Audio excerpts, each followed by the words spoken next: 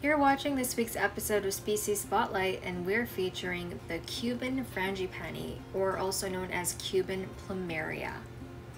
This is a shrub or a small tree with milky lymph and rather thin branches.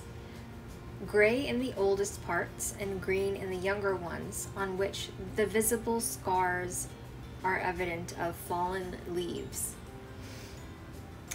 The leaves sit on a 0.5 to 2 centimeter long stalk and are linear, lance-shaped, and also membranous.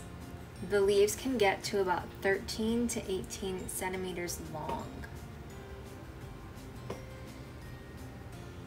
This plant has white flowers with a yellow throat that can be bisexual, with calyx having 5 lobes and funnel-shaped corolla with 1 to 1.5 centimeter long tubes and 5 narrow petals, almost perpendicular to the tube.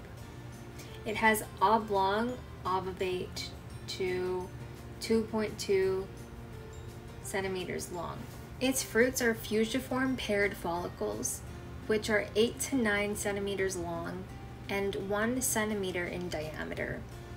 So they are also dehiscent, which also means that they are spontaneously opened when ripe, which then contain several flat seeds and are equipped with membranous wing, which favor their dispersion through the wind. So even though the flowers look very similar to the frangipani that is typically found throughout the Caribbean and South Florida, you will notice here that these leaves are far more broad than the Cuban ones that are long and narrow. Thank you for joining us for this week's episode of Species Spotlight. See you next week.